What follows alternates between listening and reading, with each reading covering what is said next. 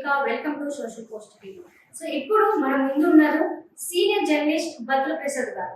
నమస్కారం సార్. ఏంటి సార్ ఇప్పుడు చిరంజీవి కిరణ్ బేడికి వివాదం ఏంటి సార్? వాళ్ళకి పర్సనల్గా ఏం వివాదం ఏం లేదు. అంటే మామూలుగా చిరంజీవి స్పీచ్లో అప్పుడప్పుడు సరదాగా కొన్ని అట్లా విసురుతుంటాడు అనమాట, జిమిక్స్ చేస్తుంటాడు. కొన్ని పేలుతాయి, అందరు నవ్వుకుంటారు, అన్ని బాగుంటాయి, కానీ కొన్ని మిస్ఫైర్ అవుతాయి. అలా మిస్ఫైర్ అయిన ఒక సంఘటన ఇది. ఏంటంటే అది ఒక ఫంక్షన్లో మాట్లాడుతూ, అరే బాబా అందరూ ఆడపిల్లలే పుడుతున్నారు, రామ్ చరణ్ ఈసారి మనకు ఒక కుమారుడు నీవు అని అన్నాడు.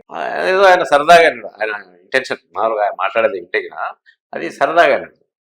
అయితే ఆ సరదాను ఇప్పుడు ఏంటి, మనం ఇంతకుముందే మాట్లాడుకున్నాం అన్ని యాంటీ పబ్లిసిటీ లాగా. అయితే ఆడపిల్ల అయితే పుట్టకూడదా, నీకు ఇద్దరు ఆడపిల్లలు కూడా ఉన్నారు కదా, ఆ ఆడపిల్ల పుడితే ఏంటి, ఆల్రెడీ ఒక మనవరాలు ఉంది, ఆడపిల్లకు మగపిల్లలకు మధ్యన వివక్ష ఉంటుందా, వివక్ష ఉన్నట్టు ఒప్పుకుంటున్నారు కదా మీ మాటల్లో అనే వివాదం రైజ్ అయింది. కొన్ని మహిళా సంఘాలు వాళ్ళు వీళ్ళు అందరూ దీని మీద గందరగోళంగా సోషల్ మీడియా నడుస్తుంది. చిరంజీవికి ఎందుకు అంత వివక్ష, ఆడవాళ్ళ పట్ల ఎందుకు అంత చులకన భావం అనే టాపిక్లు నడుస్తున్నాయి.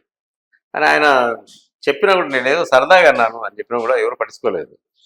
అంత పెద్ద వేదిక మీద మీ ఇంటెన్షన్ ఏంది, మీరు కావాలని అన్నారు కదా ఇలా అని మాట్లాడుకుంటున్నారు.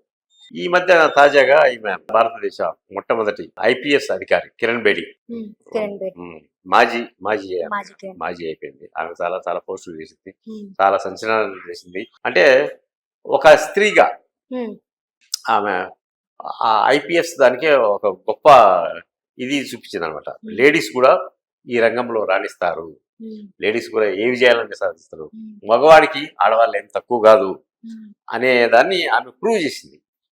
ప్రూవ్ చేసిన ఒక మహిళగా చిరంజీవి ఇలాంటి వ్యాఖ్యలు చేయడము సరికాదు.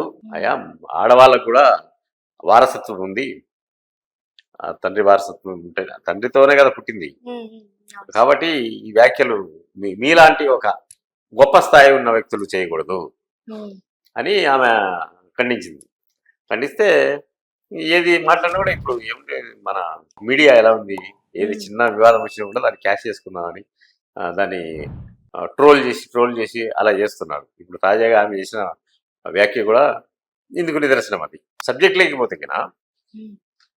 అలాంటి మాట ఆయన ఏదో క్యాజువల్గా అన్నాడు అంతే, ఇంటెన్షనల్గా బాబు అందరు ఆడపిల్లలే ఉన్నారు, ఒక మగపిల్లడిని కను అన్నాడు. ఆయన కనడం ఆయన చేతిలో లేదు, ఈయన చేతిలో లేదు, దేవుడు ఏది ఇచ్చే తీసుకోవాలా. కానీ ఏమంటారు, మన ఇళ్లలో తీసుకో, కోడలు అందరు ఆడపిల్లలనే కన్నదని ఆమెను వదిలేసి ఇంకొక పెళ్లి చేస్తున్నారు. అంటే మగవాళ్ళకు వివక్షనే సమాజంలో ఉండే, పూర్వకాలం నుంచి ఉండే స్త్రీలకు పురుషులు ఇంట్లో కొడుకును ఒక రకంగా చూస్తారు, కోడలను కూతురుని ఒక రకంగా చూస్తారు. ఎందుకు కోడలు అంటే ఏదో షర్మిల ఆడపిల్ల అంటే ఆడపిల్ల ఈడపిల్ల కాదు అది ట్రోల్ అయింది కదా. అట్లా ఆడపిల్ల అంటే అక్కడ పిల్ల. ఎప్పుడైనా మెట్టింటికి పోవాల్సిందే. మన ఇంట్లో ఎంతవరకు యుక్త వయసు వచ్చేంత వరకు, పెళ్ళిళ్ళు వచ్చేంత వరకు మన ఇంట్లో ఉంటుంది, తర్వాత వేరే ఇంటికి పోతుంది. సేమ్ టైం వేరే ఆడపిల్ల కూడా మన ఇంటికి వస్తుంది, మన కొడుకుంటే కోడలుగా వస్తుంది, ఆ కోడలు కూతురుగా వస్తుంది, మన కూతురు కోడలుగా పోతుంది. ఇది సమాజంలో నడుస్తుంది. చిరంజీవి పాత వ్యక్తే కదా, పాత వ్యక్తే కాబట్టి ఆ కాలం ఏదో అట్లా అంటారు కదా, కొడుకుని ఎప్పుడు కనిస్తున్నావు అని అంటారు. బంధువులు కూడా వచ్చి ఏమ్మా కోడల మనవన్నీ ఎప్పుడు ఇస్తున్నావు అని అంటారు. అంటే ఆ తరహాలో ఈయన ఏదో కొడుకును స్టేజ్ మీద అలవాటని కాదు, సరదాగా ఏదో సరదా అంటారు కానీ నిజమైపోతుంది సార్, అది ఒక్కొక్కసారి నిజమవుతుంది. కానీ ఇది ఆ విధంగా చేసిన వ్యాఖ్యాన ఏదో సరదాగా దాన్ని పట్టుకొని దాన్ని ట్రోల్ చేస్తున్నారు. ఆమె కూడా ఆ విషయాన్ని ఆమె గుర్తెరగకుండా ఆ చిరంజీవి ఇట్లా మాట్లాడడం తప్పు అని అనడం కూడా అంత సబబు కాదేమో అనిపించింది.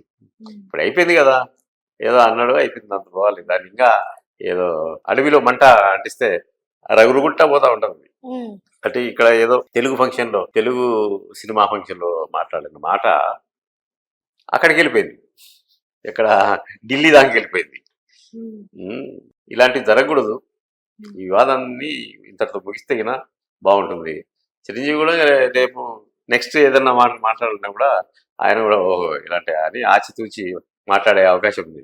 అంటే ఎక్కువ మాట్లాడకుండా పోవచ్చు. మామూలుగా ఆయన నేచర్ స్టేజ్ మీదకి ఎక్కి సరదాగా ఆయన కామెడీ బలి ఉంటుంది. అందుకని ఎప్పుడు సీరియస్ మాట్లాడితే బాగుంటుంది. సినిమాల్లో కామెడీ చేసినట్టుగానే ఆయన ఒక చిన్న కామెడీ టాబ్లెట్ అలా వేసాడు, అది వికటించింది. అది జరిగిన కథ.